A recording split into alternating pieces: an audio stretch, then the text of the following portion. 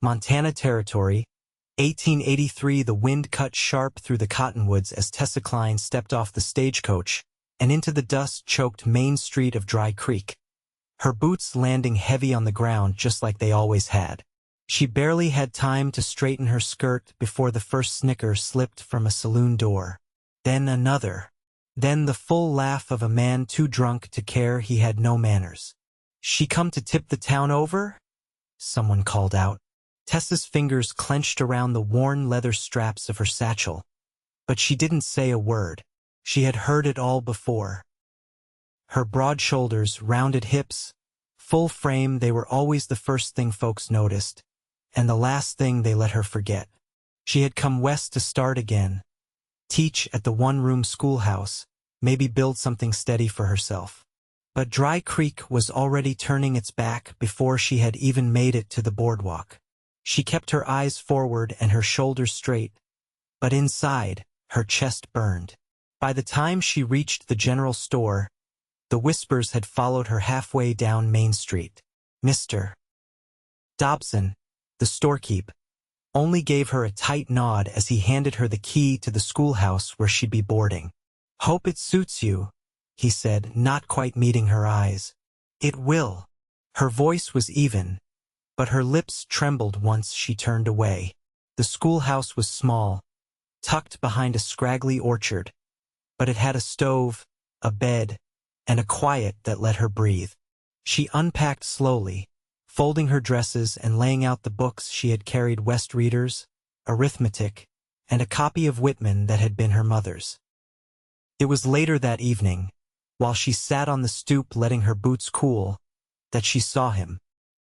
He rode in dusty, tall in the saddle with a slouched hat and a rifle slung across his back.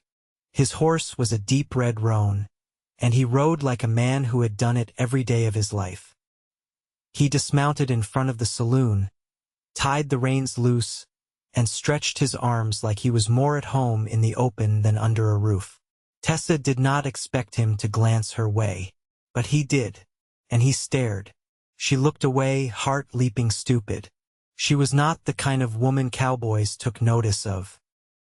Not in the way that mattered. The next morning, she walked to the schoolhouse to prepare for students, only to find the windows broken and the inside ransacked. Dust and glass covered the floor. Ink was spilled across one wall. Her books had been torn. She stood in the doorway, shaking. Behind her, boots scuffed on the path. "You the new teacher?"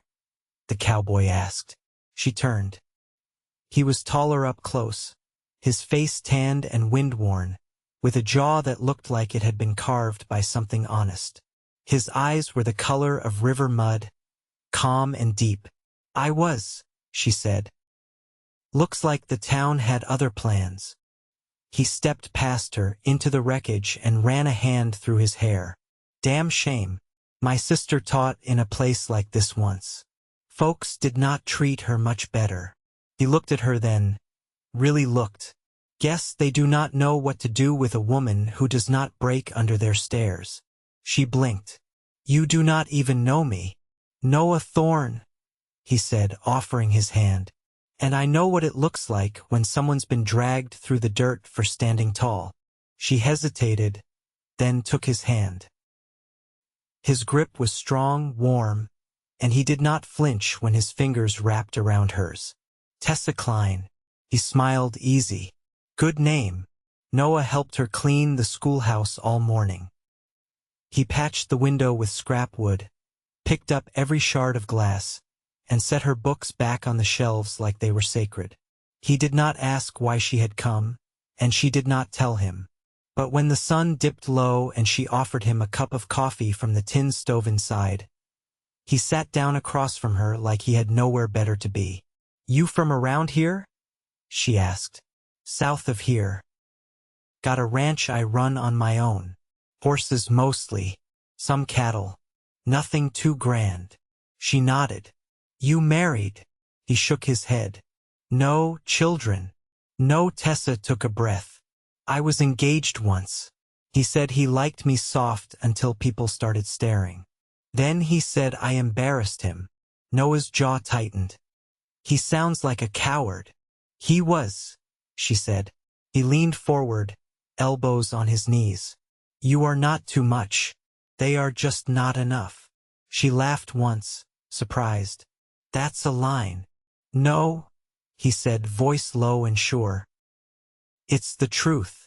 That night, when she walked him out, the moon hung heavy over the orchard and the air smelled like sage.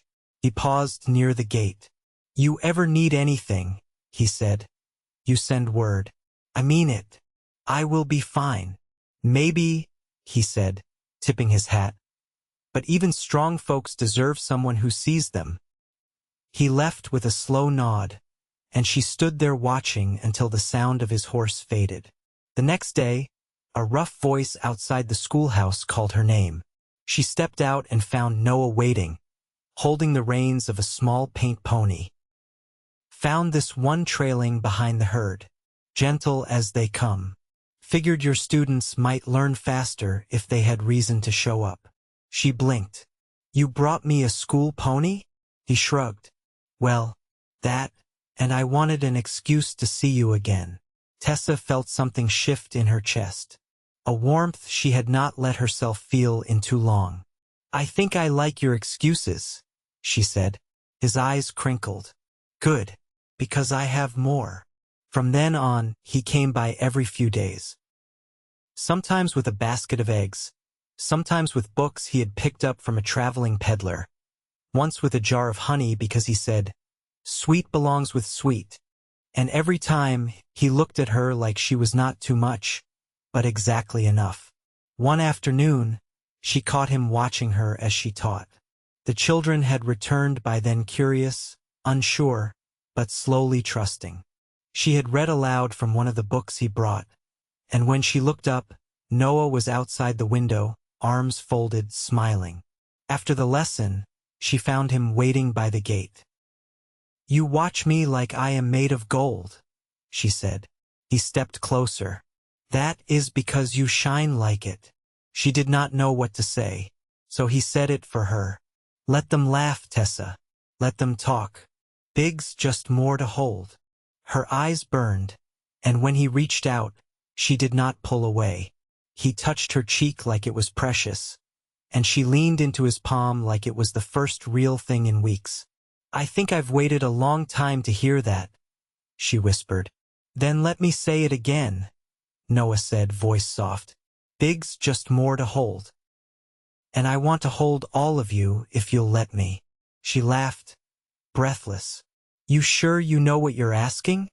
I'm sure of one thing, he said. I have never wanted anything more. And for the first time in her life, Tessa believed it. The frost came early that year, settling in the hollows and fences like it meant to stay. Tessa wrapped herself in a shawl as she walked the pony to the edge of the creek, letting it drink before the ground froze solid. The air bit at her knuckles, but the quiet suited her. Out here, among the bare willows and the hush of water under ice, no one measured her worth by the seams of her dress. She didn't hear Noah ride up, only noticed the mare's breath misting behind her. He dismounted without a word, leading his horse beside hers, and crouched to check the pony's hoof. His gloves were patched, the leather worn unevenly across the palm. You always this quiet when you sneak up? She asked. He didn't look up. You looked like you needed the silence more than the company. She let out a slow breath. I wouldn't mind both. He stood, brushing his hands clean on his trousers. I was heading to the trading post outside of Alder Creek. Thought maybe you'd want to come. There's a woman there who makes wool blankets thick enough to stop a bullet. She glanced sideways. Is that a proper invitation or just an excuse to make sure I don't freeze to death? Both, he said. Mostly the first. After hitching the pony, she climbed up behind him, settling her hands around his waist as naturally as breath. The road to Alder Creek wound through low hills browned by the cold, and neither of them spoke until the trees thinned. You always ride alone? She asked, her cheek near his shoulder. Mostly. Hard to talk to someone who's not there. She smiled against his coat. That's a fancy way of saying you're solitary. I'm not much for crowds. People ask questions I don't feel like answering. Like what? He didn't answer right away. Like why a man with a good spread and no debts still eats dinner by himself most nights. She felt his meaning settle between them. I don't mind quiet, she said, but I mind eating alone. At the post, he bought her a blanket the color of river stone, and she ran her fingers over the weave, pretending she didn't see the way his eyes lingered when she smiled. On the ride back, they passed through a meadow glazed with frost, the grass brittle beneath the wind. Tell me something about your childhood, she said. I grew up 30 miles from here, back when it was still buffalo grass and cedar. My father died when I was 12. After that, it was just me and my mother. She nodded. Mine passed before I turned 20. My pa worked the rails. He sent money when he remembered. Sometimes he forgot. He didn't offer pity, just rode a little slower, letting her words settle. When they reached the schoolhouse, the sun was slipping low, painting the orchard in bands of gold. She pulled the blanket around her shoulders and faced him square. You could come in. I've got stew warming. He studied her, then nodded once, tying his horse to the porch rail. Inside, the fire crackled low, and the room glowed warm and amber. She ladled stew into the 2 tin bowls and handed him one.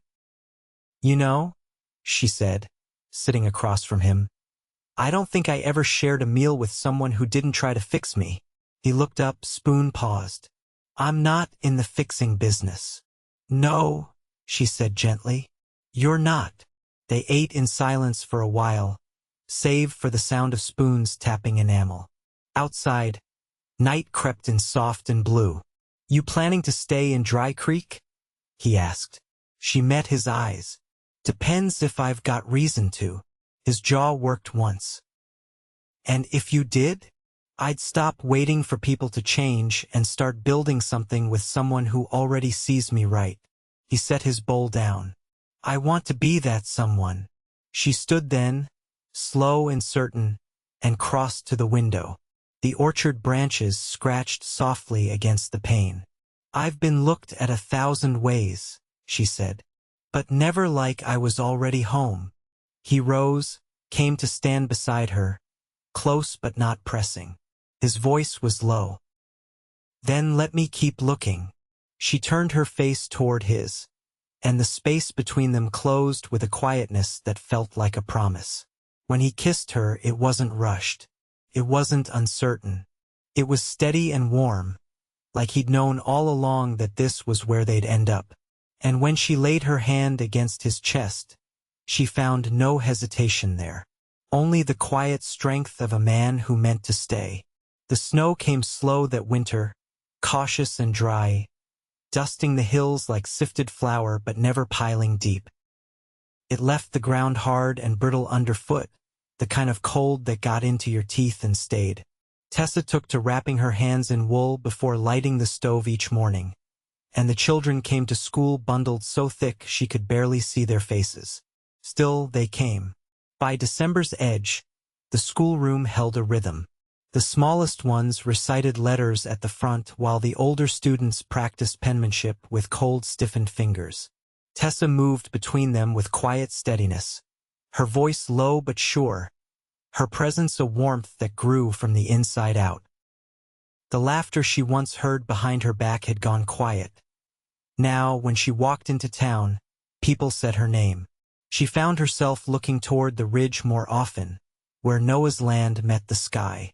Some mornings, she'd spot his horse cutting across the frost-covered slope before he even reached the orchard. He never stayed long. He had animals to tend, tools to mend, but he always came off his horse with that same quiet ease, carrying whatever he thought she might need. A tin of lard, a bar of lye soap, a new slate pencil for one of the children. One evening, he showed up with a sack slung over his shoulder and a crooked grin. I brought something foolish, he said, stepping inside. Might be the dumbest thing I've done all year. Tessa looked up from the stove, where she'd been turning cornbread out of the skillet. You steal someone's mule? He set the sack on the table and pulled out a fiddle, its varnish dulled but the shape sound. Found it in a trunk in the loft. Belonged to my uncle, I think. Haven't played since I was a kid, but it still tunes. She wiped her hands and leaned her hip against the table. You planning to play it or just show it off? He rubbed the back of his neck. That depends. You like music. I was raised on it. She reached for the kettle, poured 2 mugs. Mama sang while she worked. Said a tune could carry you through anything, even grief. Noah took the fiddle in one hand, the bow in the other. Then maybe you'll forgive what's about to happen. He drew the bow across the strings, tentative at first. The sound came out rough, like wind through a fence line, but he adjusted and found a rhythm, a slow reel, something half remembered from when he was small. The notes settled into the corners of the room, not polished, but alive. Tessa didn't speak. She just watched, her eyes soft as he played. When he finished, she stepped closer. You were wrong, she said. That wasn't foolish. He set the fiddle down with care. I wanted to give you something that wasn't useful. Something just for joy. She blinked. No one's ever done that for me. Then they've all been fools. They stood in the hush that followed, the fire popping low behind them. Without thinking, she reached for his hand. He held it without hesitation, the calluses fitting against her palm like they belonged there. Come with me tomorrow, he said quietly. I've got something to show you. She didn't ask what. She just nodded. At dawn, he met her at the edge of town with his roan saddled and a blanket tied behind the cantle. She climbed up behind him, arms tight around his waist, and they rode west, past the creek, past the tree line, until the land opened into a basin rimmed with low ridges. The sun was just breaking over the hilltops, casting long gold slats across the grass. He dismounted and helped her down, leading her to a low rise. Below them, a cluster of buildings stood half-built, framed in rough timber. What is this? She asked. He scratched his jaw. I started it last spring. Meant it to be a bunkhouse for hands I never hired. But after I met you... He paused. I started thinking different. She stared at the beams, the roof not yet finished, the windows just empty frames. I want to build a real house, he said. One with a kitchen big enough for 2 chairs. A porch with room for your books. A stove that doesn't smoke. I've got the stone for a hearth. I've just been waiting on the rest. She turned toward him, breath-catching. I don't need an answer now, he said. But I don't want to keep walking away from something I know is right. She looked back at the framing, her heart thudding slow and deep. You're not afraid of how people talk? Let them talk, he said. I've never cared for small minds. Care about you, about what we could make. She stepped into his arms then, not with hesitation, but with the quiet certainty of a woman who'd been alone too long and finally wasn't. Her voice was low against his chest. I want that porch. I want that kitchen. I want everything we can build. He exhaled like he'd been holding his breath since autumn. Then we'll finish it together. When they walked back toward the horses, the sun had climbed higher, casting the snow in bright relief. Behind them, the half-built house stood waiting not just for walls or shingles, but for the life they'd make inside it. And this time, when the wind picked up across the basin, it didn't feel cold at all. The hammer strikes rang steady across the basin, each swing folding into the sharp winter air like part of a rhythm older than both of them. Tessa stood on a sawhorse plank, sleeves rolled up, holding the far end of a rafter beam while Noah nailed it into the frame. Her gloves were stiff with dried pine sap, and her breath fogged out in short bursts, but she didn't complain. The ache in her arms felt clean. Noah stepped back, surveying the roofline. You're sure you want it this wide? She adjusted her grip, then nodded. If we're going to build a life, I want room to stretch out in it. He gave a quiet huff that sounded close to pride. Then we'll make it wide. They worked past midday, only pausing when the sun slipped behind a bank of clouds and the light turned flat. Tessa climbed down and flexed her fingers while Noah dug into his saddlebag and pulled out 2 biscuits wrapped in cloth. I traded for these this morning, he said, handing her one. Mrs. Pike swore they were fresh. Tessa bit into hers and chewed thoughtfully. She lied. Noah laughed, his shoulders shaking once. You ever get used to it here? She leaned against the frame, chewing slowly. Not sure I'm trying to. I've done enough twisting myself into someone else's shape. I'd rather let the town get used to me. He nodded, serious now. They will. Truth is, they already have. They just don't know how to say it. They finished eating in silence, the kind that didn't need filling. Afterward, Noah packed up the tools and led the horses to drink from a narrow stream that had yet to freeze over. I've got 2 colts coming in spring, he said, watching the animals drink. Might need gentling. You ever worked with young stock? Tessa stepped up beside him. I've handled worse than a nervous colt. That I believe. He turned then, and his gaze held hers in a way that made the cold feel far away. I've been thinking about your mother's book, the one with Whitman. She blinked. You remember that? You read from it that first week. I never forgot your voice. She glanced down, brushing a thumb over the rise of her palm. I used to think no one wanted to hear it. I did. His voice was quiet, but it didn't waver. She looked up and saw something in him she hadn't seen before, a steadiness that didn't ask for attention but gave it freely. You want me to read to you now? She asked. He shrugged, but there was something gentle in the way he said, if you want to. Back at the schoolhouse, she pulled the book from its shelf. The cover had worn soft at the edges, the pages yellowed but still whole. She lit a lamp and sat across from him, the fire catching in her hair.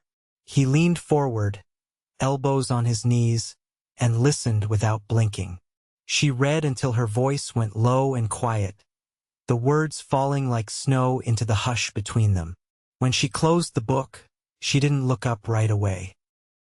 I used to think I had to be smaller to be loved, she said softly.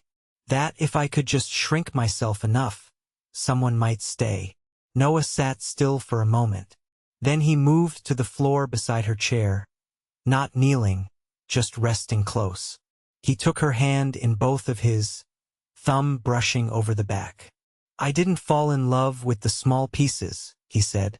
I fell in love with the woman who takes up her whole space and doesn't apologize for it. Tessa's throat tightened. You just said it. Said what? That you love me. He looked up then, and the firelight held in his eyes like it meant to stay. Nothing's ever felt truer. She leaned down and kissed him, slow and certain, her fingers curling into his collar. There was no storm in it, no rush, just the solid, sweet certainty of something earned. When they pulled apart, she rested her forehead to his. I love you too, Noah. I know, he whispered. I've felt it every time you stayed. Outside, the wind stirred the orchard branches, and the snow began to fall light at first, then heavier, softening the edges of the world. Inside the schoolhouse, the lamp burned low, and 2 people who had spent too long alone sat wrapped in each other's warmth, the future settling around them like a quilt. And in the quiet of that room, love didn't need to prove itself. It had already become the bones of something built to last. By early March, the basin thawed in streaks, pale grass showing under the snow like a promise. Ice still clung to the creek edges, but the hard crust had softened, and with it so had the air between Noah and Tessa. The walls of the house stood solid now, the roof shingled just days before a late squall rolled in. It was nearly ready, just the chimney left, and the floor planks for the back room. Noah laid the hearthstone himself, fitting each flat gray slab with the care of a man setting more than just a firebox. Tessa watched him from the doorway one afternoon, arms folded, the hem of her dress dusted from the walk-in. Her eyes tracked the way he moved, measured, deliberate, and she didn't speak until he sat back on his heels and wiped his brow with the crook of his sleeve. "You always this patient with things that don't talk back?" He glanced up, smiling faintly. "Stone stays where you put it. Can't say the same for most things." She stepped inside, her boots thudding gently on the new pine boards. "You think I won't stay?" "I think," he said, voice low, "that I want to make it easy for you to." She crouched beside him, one knee to the floor, and ran her palm over the smooth mortar line. "You already have." That evening, after the last of the tools were packed and the sun had dropped behind the ridge, Tessa pulled a folded length of muslin from her satchel and handed it to him wordlessly.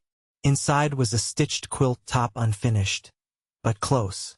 Deep reds, tobacco browns, calico blues. The pattern was simple, but the seams were tight, straight. The center square held a scrap of old velvet, worn soft. Noah ran his thumb over the threads. "This from your mother?" "She started it the winter before she passed." Tessa's voice was steady, but quiet. "I never knew what to do with it. Until now." He met her gaze, something unreadable in his. "You want it on our bed?" She nodded. "It should see a home." He folded it with care and pressed a kiss to her forehead. "Then it will." By the time the chimney was drawing proper and the back room swept, the first green shoots were pushing up through the soil behind the house. Noah turned over a patch of ground for beans and squash, and Tessa marked out a spot for a clothesline near the orchard's edge. Neither of them spoke of the wedding in town. There was no preacher, no paper to sign. But one clear morning, she stood in the doorway of their house with her hair braided down her back and her hand in his, and he said, "You're my wife now." And she said, "That's all I've wanted." They moved in that week. The schoolhouse stood empty until the new teacher arrived, a lean, soft-spoken man from Kansas with a limp and a fondness for poetry. Tessa handed him the key with a nod and told him which chair creaked and which child would try to cheat his sums. Then she walked away without looking back. At home, she found Noah on the porch, carving a handle for the new drawknife. He looked up when she came close and shifted so she could sit beside him, shoulder to shoulder. "You miss it." "I thought I would," she said. "But I don't. I gave what I had. Now it's time to make something else." He reached for her hand and fit their fingers together. "You've already made everything I ever needed." They spent the spring that way, days marked by the rhythm of small things. He taught her how to mend fence posts and she taught him how to bake bread that didn't come out like brick. They built a shed for the tack, painted the door red, and planted a row of wildflowers along the front path.